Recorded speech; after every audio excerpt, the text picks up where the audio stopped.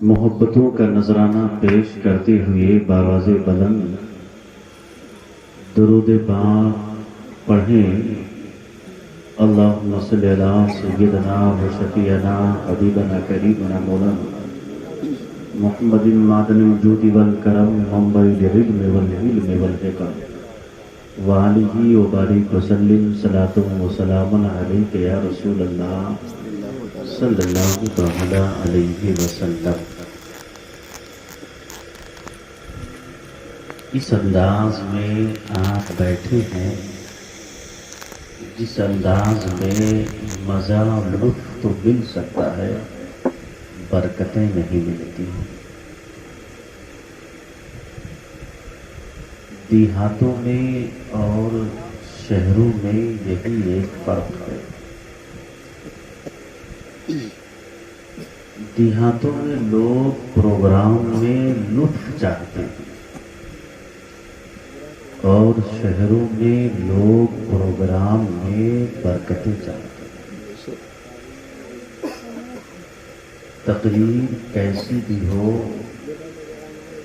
جب تک آپ کے دل کو نہ چھوئے اور آپ متاثر نہ ہوں۔ زی جاہل خبر اے شافع شہ زی جاہل خبر اے شافع شہ زی جاہل خبر للہ لے خبر میری للہ لے خبر للہ لے خبر میری للہ لے خبر۔ اعلیٰ حضرت عظیم البرکت نے یہ کہا، اے امتوں کے شفاعت کرنے والے نبی، ہماری بھی شفاعت فرمائیے اور اللہ کے واسطے ہماری شفاعت فرمائیے۔ اور دریا کا جوش نہ ہونا بیڑا نہ خدا، دریا کا جوش نہ ہونا بیڑا نہ خدا، دریا کا جوش نہ ہونا بیڑا نہ خدا، میں ڈوبا تو کہاں ہے میں ڈوبا تو کہاں ہے میرے شاہ لے خبر للہ لے خبر میری للہ لے خبر۔ اور پہنچنے والے تو منزل مگر شاہ، پہنچنے والے تو منزل مگر شاہ،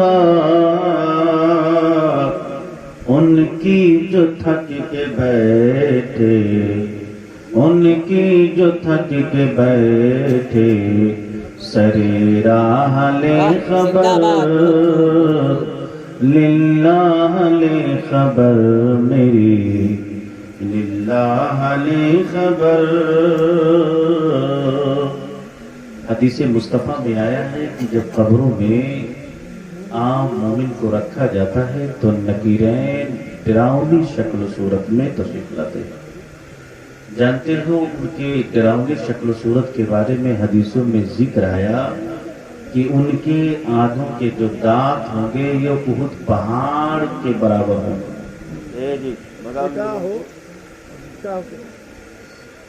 احد پہاڑ کے برابر ہوں گے۔ احد پہاڑ جانتے کتنے کلومیٹر میں ہے؟ نیئر اباؤٹ آج وہ 9 کلومیٹر میں ہے اور 15 کلومیٹر میں احد پہاڑ پورا تھا۔ آپ بتائیے دانت یہ 9 اور 10 15 کلومیٹر میں ہوں، آپ اندازہ لگائیے وہ شکل کتنی ڈراؤنی شکل ہوگی۔ اسی کو اعلیٰ حضرت عظیم البرکت نے یہ کہا وہ سختیاں سوال کی وہ صورت محیط، وہ سختیاں سوال کی وہ صورت محیط، وہ سختیاں سوال کی وہ صورت محیط، اے غمزدوں کے حال سے، اے غمزدوں کے حال سے آگاہ لے خبر، للہ لے خبر میری، للہ لے خبر۔ جب ہم لوگ اپنے گناہوں کی بنیاد پر جب اللہ کی بارگاہ میں مجرم بنا کے پیش کر دیا جائے گا، آپ مجھے بتائیے اس وقت ہم مجرم ہوں گے، آپ مجرم ہوں گے، تو آپ بتائیے اس وقت کون آپ کو رہائی کے لیے آپ کے آنے والا ہے؟ اعلیٰ حضرت عظیم البرکت نے اسی کا نقشہ کھینچا ہے، آپ کا ایمان تازہ ہو جائے گا۔ مجرم کو بارگاہ عدالت میں لائے ہیں، جرم ہم نے کیا، آپ نے کی، فرشتوں کا کام ہے جرم کی بنیاد پر اللہ کے حضور حاضر کر دینا، یہی تو ان کا کام ہے۔ مجرم کو بارگاہ عدالت میں لائے ہیں، مجرم کو بارگاہ عدالت میں لائے ہیں، تکتا ہے بے کسی میں، تکتا ہے بے کسی میں تیری راہ لے خبر، تکتا ہے بے کسی میں تیری راہ لے خبر۔ اور ایک شعر بہت پیارا ہے، مجھے بہت اچھا لگتا ہے، آپ کو بھی وہ شعر اچھا لگے گا۔ جو لوگ زاہد ہیں، عابد ہیں، متقی ہیں، پرہیزگار ہیں، عبادت گزار ہیں، کل قیامت کے دن ان کی عبادتیں ان کے کام آ جائے گا۔ ہم تو اپنی طبیعت کے مطابق زندگی گزارتے ہیں، دل کہاں تو عبادت کر لیے، نہیں تو گھروں میں آرام کر رہے ہیں۔ پھر یہ بتائیے یہ عبادت ہماری کام آئے گی؟ خدا کی قسم کھا کے کہتا ہوں یہ عبادت کبھی کام میں نہیں آئے گی، اس کو عبادت کہا ہی نہیں جاتا ہے۔ امام غزالی فرماتے ہیں جب بندہ کوئی کام کرنا شروع کرتا ہے تو اس کام میں ریاکاری ہوتی ہے، وہ عبادت نہیں ہوتی ہے۔ احساس کریں گے تو آپ کو احساس ہو جائے گا، اس کو ریا کہتے ہیں، دکھاوا کہتے ہیں۔ پوچھا گیا حضور یہ عبادت کب بنے گی؟ کہا وہ بندہ کرتے جائے، تب کہا جب کرتے جائے تب کیا عبادت ہو جائے گی؟ کہا نا تب وہ عادت بنے گی۔ کیا بنے گی؟ عادت بنے گی۔ کہا حضور تب وہ عبادت کب کہلائے گی؟ کہا اس سے جب عشق ہو جائے، اس عبادت سے، اس عادت سے، تو وہ عبادت بن جائے گی۔ بہت خوب۔ تو ہم لوگوں کو اتنا عشق ہے، بتائیے جتنا اپنے کاروبار سے عشق ہے اتنا اللہ کی عبادت سے عشق ہے۔ اسی لیے کہتا ہے ہم ہیں، آپ ہیں، یا مجھ جیسا کوئی ہے تو وہ عاصی ہے، خاطی ہے، گنہگار ہی ہے۔ اہل عمل کو ان کا عمل کام آئے گا، جو متقی ہیں، پرہیزگار ہیں، یہ ان کی بات ہے، ان کے عمل کام آئے گا۔ اہل عمل کو ان کا عمل کام آئے گا، اہل عمل کو ان کا عمل کام آئے گا۔ اور میرا ہے کون تیرے سوا، میرا ہے کون تیرے سوا، اہل خبر للہ لے خبر میری، للہ لے خبر درود پاک اللهم صل على سيدنا وشفيعنا محمد صلی اللہ علیہ وسلم نحن عباد محمد صلی اللہ علیہ وسلم. جس آیت کریمہ کی تلاوت کا شرف حاصل کیا، اللہ کے رسول سرور کائنات صلی اللہ علیہ وسلم کے پاس جب وحی آنا کچھ دن کے لیے مؤخر ہو گیا، یہ کہہ لیا جائے کہ بند ہو گیا، تو مکہ کے لوگوں نے اللہ کے رسول کو تانا دینا شروع کر دیا. جانتے ہو کیا تانا دینا شروع کیا؟ کہ ہو دیکھو محمد کے رب نے معاذ اللہ محمد کو چھوڑ دیا. کہیے معاذ اللہ. اس طرح مکہ کے لوگوں نے جب اللہ کے رسول سرور کائنات صلی اللہ علیہ وسلم کو تانا دینا شروع کیا، آپ اندازہ لگائیں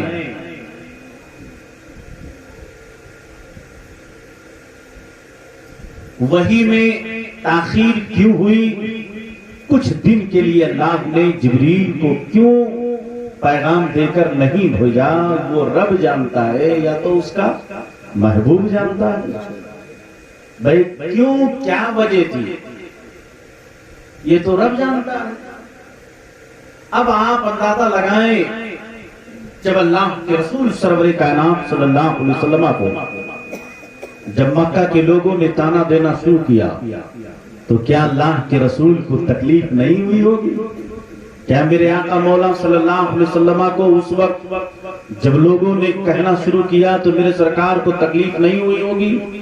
کوئی شبہ نہیں، بلا شبہ میرے سرکار کو تکلیف نہیں ہوگی. لیکن آؤ میں یہ بتانا یہ چاہتا ہوں، آدم علیہ السلام سے لے کر حضرت عیسیٰ علیہ السلام تک جب انبیاء کرام پر اعتراض کیا گیا، ان پر جانتے تہمت لگائے گئے، ان سے نبوت کی دلیل مانگی گئی، ان سے جانتے ہو جب بھی کوئی چیز ان پر پریشانی آئی تو جانتے ہو ان کو خود اپنے آپ کو دفاع کرنا پڑا.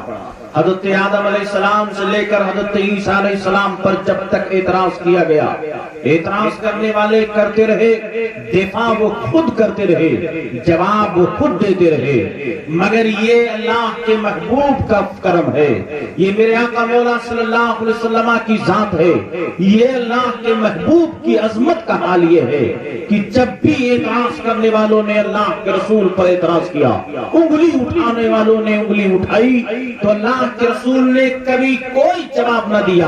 جب جواب دینا ہوا تو اللہ کے رسول کی طرف سے اللہ نے خود ہی جواب عطا کیا ہے. اگر آپ کو یہ سمجھ میں بات نہ آئی تو اٹھاؤ اسی قرآن کو. یہی تو مکہ کے لوگوں نے کہا کہ محمد کے رب نے محمد کو چھوڑ دیا ہے، تب اللہ تبارک و تعالیٰ نے جواب کیا دیا، یہ صورت دے کر جبریل کو بھیجا، جبریل جا میرے محبوب کی بارگاہ میں جا کے کہہ دے وَالضُّحَىٰ وَاللَّيْلِ إِذَا سَجَىٰ مَا وَدَّعَكَ رَبُّكَ وَمَا قَلَىٰ. جانتے جبریل آتے ہیں، آنے کے بعد عرض کرتے ہیں یا رسول اللہ یہ مکہ کے لوگوں نے تانا دیا ہے کہ آپ کے رب نے آپ کو چھوڑ دیا ہے، آپ کا رب یہ کہہ رہا ہے وَالضُّحَىٰ قسم ہے اس چہرے انور کی، وَاللَّيْلِ إِذَا سَجَىٰ قسم ہے اس زلف عنبری کی جو چھا جائے، مَا وَدَّعَكَ رَبُّكَ وَمَا قَلَىٰ آپ کے رب نے آپ کو نہیں چھوڑا ہے. اب میں یہاں آپ سے پوچھنا یہ چاہتا ہوں، یہ قرآن میں اللہ نے جواب دیا کہ آپ کے رب نے آپ کو نہیں چھوڑا ہے، مکہ والے کہتے ہیں چھوڑ دیا ہے، اللہ فرماتا ہے محبوب میں نے نہیں چھوڑا ہے. اب یہاں ایک بات میں آپ سے کہنا چاہتا ہوں، اب اللہ کے محبوب کی عظمت کا اندازہ لگاؤ، تب آپ کو یہ بات سمجھ میں آئے گی. قرآن کی طرف دیکھو، تھوڑا سا آپ ذہن دماغ باریک کیجئے، آپ کے ذہن میں آسانی سے یہ بات بیٹھ جائے گی جو میں بیٹھانا چاہتا ہوں.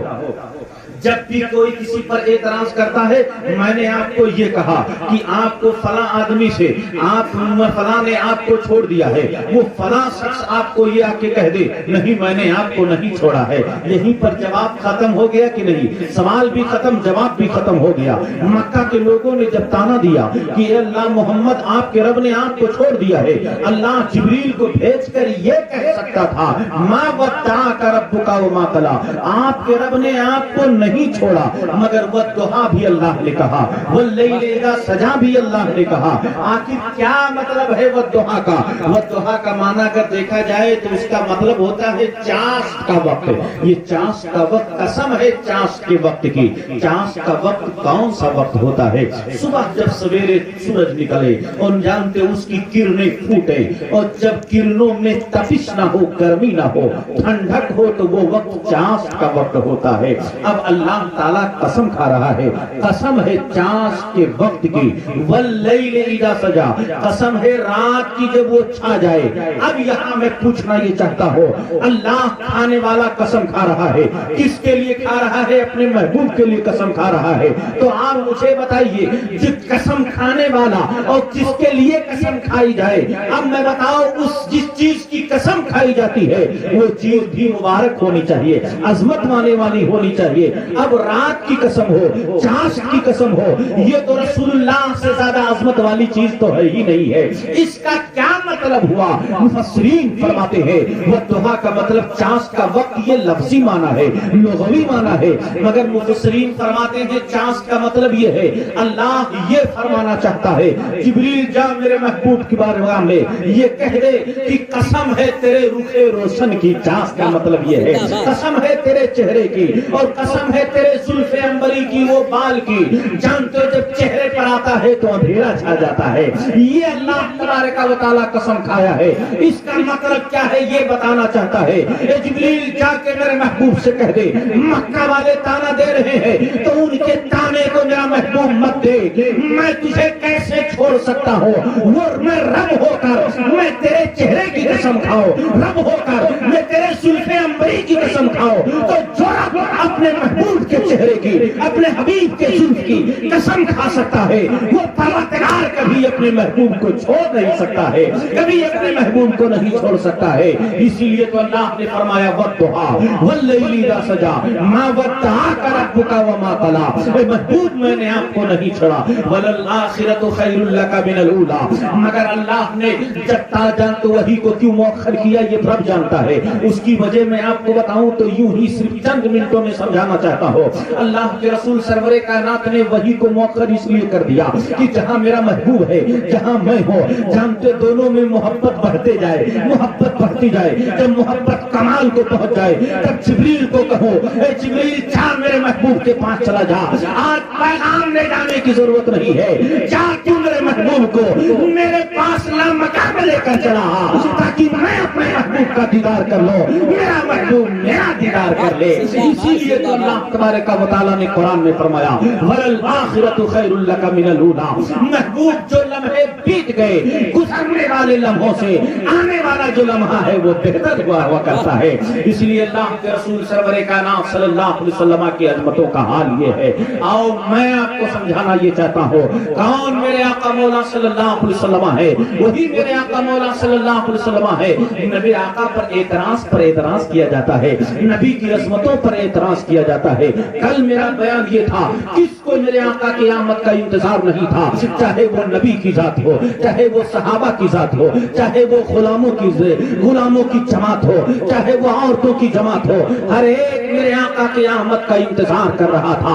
اگر یہ بات آپ کے ذہن و دماغ میں اگر بیٹھ گئی ہو، آؤ میں آپ کو نبی کی عظمتوں کا ذکر کرتا چلوں۔ اور یہ تاریخ اسلام کی واقعات کربلا بیان کرنے کا مقصد یہ ہے، اس طرح کے پروگرام کے بیان کا مقصد یہی ہوتا ہے کہ تاکہ آپ تاریخ بھی سن لیں، آقا کی عظمت بھی آپ سن لیں۔ آؤ میں آپ کو اپنے نبی کی عظمت کے بارے میں آپ کو بتاؤں۔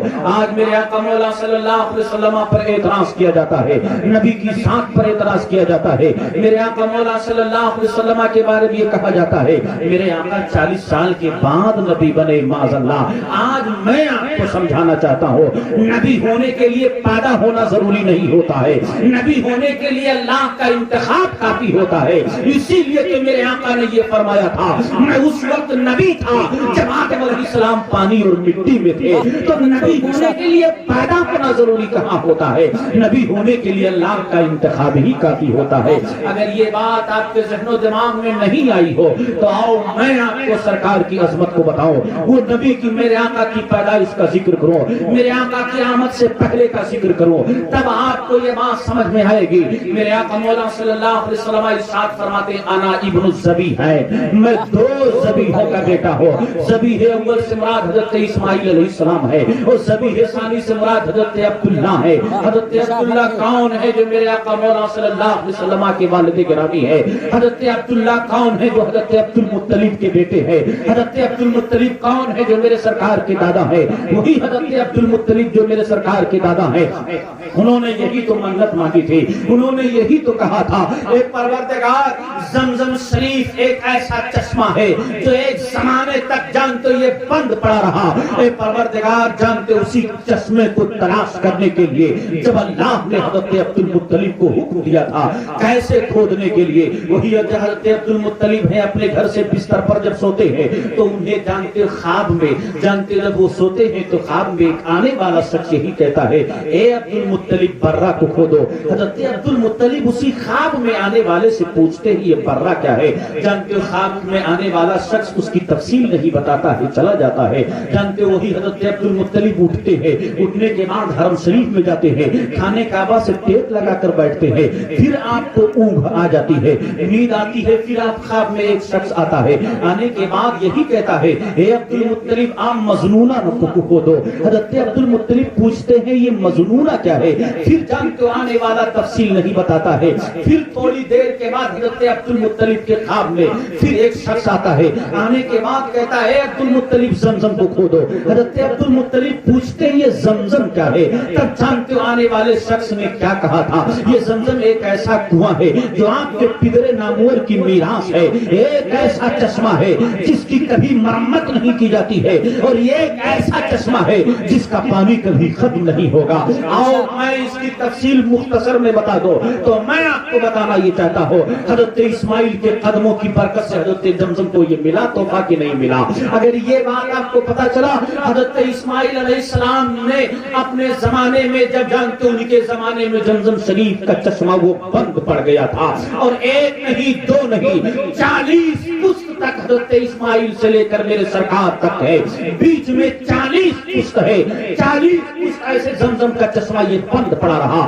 آؤ میں آپ کو پوچھنا چاہتا ہوں، اگر گاؤں میں کوئی ایک مکان ہو جو 100 سال پہلے بنا ہو، 200 سال پہلے بنا ہو، اور آج کوئی آدمی زندہ نہ ہو، تو مجھے بتاؤ پھر بعد میں ایک نوجوان سے کسی بچے سے پوچھا جائے کہ یہ بتاؤ فلاں جگہ وہ چیز تھی، تو اس کو پتا ہوگا نہیں پتا ہوگا؟ ہاں اگر کسی سے پوچھے تو معلوم پڑ جائے گا یہاں پر ہے، وہ سنتے سنتے بتا سکتا ہے، لیکن جب 1 سال نہیں، 200 سال نہیں، 300 سال نہیں، 400 سال نہیں، جب بیچ میں 30 یا 40 پشت ہے حضرت اسماعیل سے لے کر میرے سرکار تک، تو میں پوچھنا یہ چاہتا ہوں ایک پشت گزرنے کے لیے اگر 100 سال لے لیا جائے تو 40 سال ہوا کہ نہیں ہوا؟ اب آپ بتائیے، زمزم شریف کا چشمہ بند پڑا ہے، یہ پوری تاریخ اسلام ہے، لیکن یہ میں مختصر آپ کو بتانا چاہتا ہوں، اسی زمزم کے چشمے کو کھودنے کے لیے، تلاش کرنے کے لیے، جانتے جب حضرت عبد المطلب نے یہ جب خواب دیکھا تو اس وقت حضرت عبد المطلب کو یہی بتایا گیا، زمزم یہ آپ کے پدر نامور کی میراث ہے، یہ ایک ایسا چشمہ ہے جس کا کبھی مرمت نہیں کی جائے گی، جس کا پانی کبھی ختم نہیں ہوگا۔ جانتے حضرت عبد المطلب نے خواب ہی میں پوچھا یہ چشمہ کہاں تلاش کیا جائے، تو جانتے خواب میں بتانے والے نے یہ کہا، یہ جانتے چوٹی، وہاں چوٹیوں کی وادی، وادی نمل کے قریب پر، جانتے وہاں پرندے اپنی چونچ سے ٹھوکر مارتے ہوں گے، وہی زمزم شریف کو تلاش کرو۔ حضرت عبد المطلب اٹھتے ہیں، اس وقت آپ کے پاس صرف ایک بیٹا تھا جس کا نام حارث تھا، اپنے ایک بیٹے کو لے کر حضرت عبد मुत्तलिब कुआं खोदने के लिए चले जाते हैं और जमजम शरीफ के कुएं को जैसे ही खुदाई शुरू कर देते हैं, जानते हो आपके खानदान के लोग, आपके जानते हो खानदान के लोग आग खेद लेते हैं। अब्दुल मुत्तलिब क्या कर रहे हो? कहा मैं जमजम को तलाश रहा हूं जो हमारे और आपके बाप दादा की मीरास है। तो जानते हो लोग खोदने नहीं दे रहे थे, हज़रत अब्दुल मुत्तलिब को तलाश नहीं करने दे रहे थे।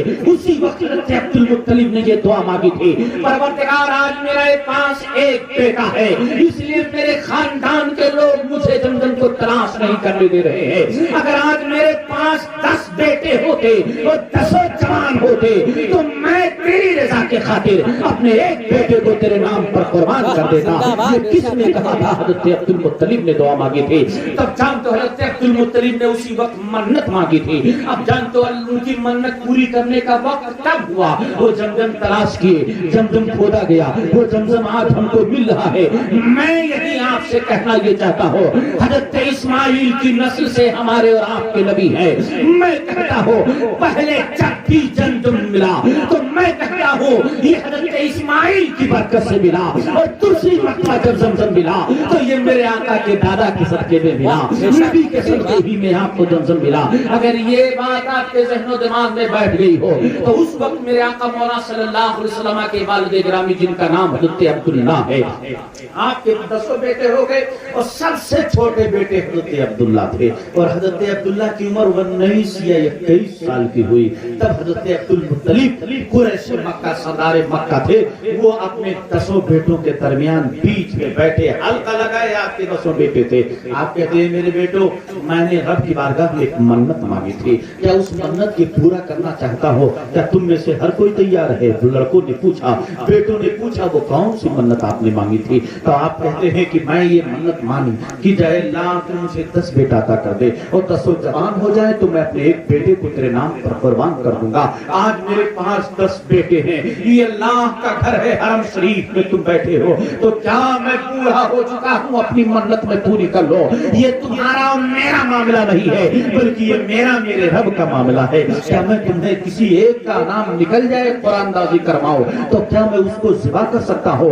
आपके 10 बेटे जो जवान थे सब खड़े हो जाते हैं, कहते हैं ए मेरे वालिद आप निकलवाइए कुरान, जिसके भी नाम निकले खुशी खुशी ले जाके बिना की वादी में कुर्बान कर दीजिए। हज़रत अब्दुल मुत्तलिब ने जब कुरान दाजी करवाया और नाम निकलवाया तो उस वक्त जानते हो नाम किसके निकला? हज़रत अब्दुल मुत्तलिब के सबसे छोटे साहबजादे जिनका नाम हज़रत अब्दुल्ला है। कौन अब्दुल्ला है? खुदा की कसम वही अब्दुल्ला है जिनके हुस्न का आलम ये था और जिनकी हया का आलम ये था कि जब वो मक्का की गलियों में चलते थे तो जानते हो मक्का की हसीनाएं इंतजार करती थी कि अब्दुल्ला की गलियों से गुजरे, एक मर्तबा में उनका दीदार कर लो, एक नजर उनको मैं देख लो। वो हज़रत अब्दुल्ला थे। हज़रत एक जानते औरत, एक कमारी औरत के अंदर जितनी शर्म व हया नहीं थी, अल्लाह ने उससे कहीं ज्यादा हज़रत अब्दुल्ला के अंदर वदीयत फरमा दी थी। आप देखो आखिर क्या वजह है उसकी, वो कोई और वजह नहीं है, उसकी वाहिद वजह यही है कि उनकी पेशानी में नूरे मोहम्मदी चमक रहा था, मेरे आका का नूर चमक रहा था। अगर यहाँ आपको एक बात समझ में नहीं आई हो तो मैं आपको थोड़ी दूर आप उसी मक्का में ले जाना चाहता हूँ।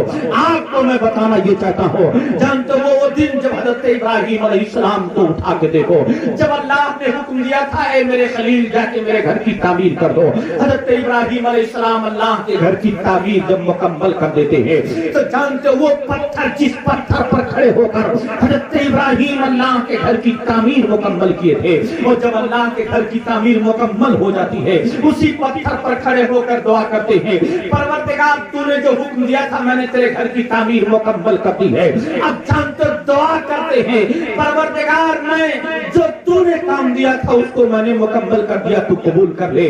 उसी वक्त अल्लाह ने जानते खाने काबा की तामीर के उजरत में अपने खलील से कहा, फरमाया था मेरा खलील मांगा तू काबा की तामीर के उजरत में क्या चाहता है। उस वक्त जानते हज़रत इब्राहिम अलैहिस्सलाम ने क्या कहा था? ये दुआ की थी, ये परवरदिगार जानते कौन सी दुआ की थी? ये वही दुआ की थी, अल्लाह भेज दे मेरी ज़ुर्रियत में उस आखिरी नबी को जिसके सदक़े में सारी कायनात کو تو نے پیدا فرمایا ہے. یہ وہی لمحہ تھا. آپ سے میں پوچھنا یہ چاہتا ہوں, حضرت ابراہیم جس پتھر پر کھڑے ہو کر خانہ کعبہ کی تعمیر کر رہے تھے, آج بڑی بڑی بلڈنگیں بنائی جاتی ہے, بڑے بڑے جان کی عمارتیں تعمیر کی جاتی ہے, عمارتوں میں کھڑے کرونے والے مستری مزدور بناتے ہیں ایک لکڑی کے پتھر پر, ایک لکڑی کے جانتے ہو پر کسی کے قدموں کا نشان نہیں بنتا ہے. اور مگر پتھر پر حضرت ابراہیم کے ایک بالشت ایک بتا کیسے قدموں کا نشان ہو گیا؟ کیا کسی کے ذہن میں یہ بات آتی ہے؟ میں آپ سے پوچھنا یہ چاہتا ہوں, کوئی مجھے بتائیے, چند دن میں اللہ کا گھر تعمیر مکمل ہو چکا تھا اور سالوں سال جہاں کام ہوتا ہے, جہاں سالوں جان جس پیٹ پر کھڑے ہو کر مزدور کام کرتے ہیں اس پر پنجے کا نشان نہیں بنتا ہے, اور پتھر پر حضرت ابراہیم کھڑے تھے, ایک بتا ایک بالشت کیسے نشان بن گیا؟ میں آپ سے پوچھنا چاہتا ہوں. اس کی وجہ آپ دیکھو, حضرت ابراہیم علیہ السلام جب دعا کر رہے تھے تو جانتے اسی لمحے کو اللہ تبارک و تعالی محفوظ کرنا چاہتا تھا. اللہ تبارک و تعالی نے اس پتھر کو حکم دیا, اے پتھر اس لمحے کو تو محفوظ کر لے, کیونکہ میرے محبوب کی آمد کی دعا ہو رہی ہے, میرے محبوب کی آمد کی دعا ہو رہی ہے. حضرت ابراہیم جب نبی کی آمد کی دعا کر رہے تھے تب جانتے اللہ نے پتھر پر وحی کی, پتھر تو محفوظ کر لے. پتھر نے پوچھا کہ پروردگار میں کیسے محفوظ کر لوں؟ تب اللہ نے کہا تو نرم ہو جا, تو موم ہو جا, میرے خلیل کے قدموں کا نشان تو ضبط کر لے. حضرت جانتے وہ پتھر پگھلا, حضرت ابراہیم کے قدموں کا نشان ضبط ہو گیا. جب قدموں کے نشان پڑ گئے تب اللہ نے اس پتھر کی تعظیم کرائی, وہی تخذ من مقام ابراہیم مصلی, اور اس کو خانہ کعبہ کے قریب رکھ دیا اور یہ کہہ دیا, اے حج کرنے والوں, عمرہ کرنے والوں, تمہارا حج اور عمرہ اس وقت تک مقبول نہیں ہو سکتا ہے جب تک کہ مقام ابراہیم کے پاس 2 رکعت نماز نفل نہ پڑھو. بہت خوب, سبحان اللہ, اللہ اکبر, نعرے رسالت یا رسول اللہ, عظمت رسول اعظم زندہ آباد, نعرے تکبیر اللہ اکبر, نعرے یا رسالت. رسول اللہ. آپ اندازہ لگائیے اسی لمحے کی بات میں کر رہا تھا. تو میں آپ کو بتانا یہ چاہتا ہوں, جب نام پورا حضرت عبداللہ کو نکلتا ہے, حضرت عبد المطلب اپنا آستین چڑھاتے ہیں اور چڑھانے کے بعد اپنے بیٹے کا ہاتھ پکڑتے ہیں, لے جاتے ہیں مینا کی وادیوں کی طرف. ادھر مکہ میں کوہرام مچ گیا اور جانتے بڑے بڑے رئیس سردار جو تھے وہ جب یہ سوچتے ہیں کہ حضرت عبد المطلب بوڑھے ہو کر اپنے وہ سب سے حسین و جمیل بیٹے کو ذبح کرنے کے لیے لے جا رہے ہیں, جانتے سارے لوگ پہنچ جاتے ہیں منت و سماجت کرنے کے لیے کہ آپ جیسی ہستی جب اپنے بیٹے کو ذبح کرنا شروع کر دے گی تو جانتے دنیا میں کوئی اس روک کو روک نہیں سکتا ہے. لہذا ہے عبد المطلب اپنے بیٹے کو آپ مت ذبح کریں. حضرت عبد المطلب نے یہی کہا کہ آخر تم بتاؤ, آخر میں نے منت مانگی تھی اپنے رب کی بارگاہ میں, آج میرے رب نے جب منت پوری کر دی ہے تو مجھے بھی پورا کرنے کا جانتے وقت آیا ہے کہ تاکہ میں اپنے رب سے کیا ہوا وعدہ پورا کر لو. حضرت عبد المطلب جب نے یہ کہا اور وہ لے کر چلے تو مکہ کے بڑے بڑے سردار میٹنگ کر کے آتے ہیں اور آنے کے بعد حضرت عبد المطلب سے کہتے ہیں, اے عبد المطلب اگر آج آپ ہمارے سردار ہیں تو ہم بھی تمام مکہ کے جانتے ہیں کہ قبیلے کے خاندان کے سردار ہیں, ہم تمام سردار یہ فیصلہ کر رہے ہیں, یہ کہہ رہے ہیں کہ آپ اپنے بیٹے کو ذبح نہیں کر سکتے ہیں. اس وقت حضرت عبد المطلب جانتے ہو اپنی آستین چڑھاتے ہوئے اور جانتے اس وقت ایک سردار کے انداز میں بات کرتے ہیں اور کہتے ہیں, مکہ کے سرداروں تمہیں کیا خبر ہے, تمہیں معلوم نہیں ہے, اگر تم کسی خاندان کے اور کسی جانتے قبیلے کے سردار ہو تو میں تمام سرداروں کا سردار میں ہوں, اور تمہیں کیسے چرات ہوئی میرے معاملے میں دخل اندازی کرنے کے لیے. جب سرداروں نے دیکھا کہ میں اپنی سرداری کا روب نہیں چل سکتا ہے تو وہ لوگ منت و سماجت پہ اتر آتے ہیں. تب حضرت عبد المطلب نے کہا, تم ہی بتاؤ میں کیا کروں, میں خود اپنے بیٹے کو ذبح کرنا چاہتا نہیں مگر یہ میرے رب کا حکم ہے اس لیے میں کر رہا ہوں, اس لیے میں کر رہا ہوں. اسی میں کسی نے یہ کہا کہ اے عبد المطلب اگر آپ اپنے بیٹے کو بچا سکتے ہو چلو ایک کاہنا ہے اس کے پاس چلتے ہیں, وہ جانتے وہ فیصلہ کر دے. تب جانتے قرآن نکالنے والے جانتے کاہنا کے پاس جب وہاں گئے تو اس نے یہ کہا کہ جانتے اور پوچھا کیسے آنا ہوا, سارا معاملات بتایا جاتا ہے. تو اس نے کہا یہ بتاؤ آپ کے ہاں دیت کتنی ہے, ایک آدمی کو کوئی ایک آدمی ناحق قتل کر دیتا ہے تو اس کا بدلہ کیا دیتا ہے؟ تو کہا 10 اونٹ ہے. حضرت عبد المطلب نے کہا اگر کسی نے کسی کو ناحق قتل کر دیا تو اس کا عوض وہ 10 اونٹ دے گا. تب حضرت عبد المطلب کو اس نے کہا کہ آپ واپس گھر لے جائیے، حرم شریف میں جان کے قرآن نکالیے، پھر سے ڈالیے، ایک طرف 10 اونٹ رکھیے، ایک طرف حضرت عبداللہ کو رکھیے، جب اونٹ کے نام جب نکلے 10 اونٹ بڑھاتے جائیے، نکلتا جا رہا ہے، نام نکلتا جا رہا ہے، 10 اونٹ پر، 20 اونٹ پر، 50 اونٹ پر، 60 اونٹ پر، 90 اونٹ پر، ایک طرف جب 100 اونٹ ہو گئے، ایک طرف حضرت عبداللہ ہے، تب جانتے ہو قرآن اور نام نکلا تو اونٹ کے نام نکلا، اسی وقت سے اسلام میں دیت 100 اونٹ ہو گئی ہے، تب حضرت عبداللہ کے بدلے پہ 100 اونٹ کو ذبح کیا گیا، اور جانتے ہو پورے مکہ کو جانتے ہو اس وقت دعوت دی گئی، پورے مکہ کو کہا گیا کہ آج عبد المطلب کے طرف سے سب کو ضیافت کے لیے لے جاؤ، جس کو گوشت چرند پرند سب کو کھلایا گیا۔ آج میں یہ کہنا یہ چاہتا ہوں، جب حضرت عبداللہ کی جان بخش گئی، آپ کی جان بچ جاتی ہے اور آپ کی محنت بھی پوری ہو جاتی ہے، تب حضرت عبد المطلب کو فکر لاحق ہوئی کہ اب اپنے بیٹے کی میں شادی کر دو۔ اس وقت جس طرح مکہ میں، پورے مکہ میں حضرت عبداللہ کا جواب نہ تھا، نہ حسن کا جواب تھا، نہ ان کی سیرت کا کوئی جواب تھا، نہ ان کی پاک بازی کا کوئی جواب تھا، ایسے ہی پورے مکہ میں حضرت آمنہ کے حسن کا اور ان کے پاک دامنی کا اور اس کے تقویٰ طہارت کا کوئی جواب نہ تھا۔ اللہ تعالیٰ نے یہ جوڑا پہلے سے مقرر کر رکھا تھا، اس لیے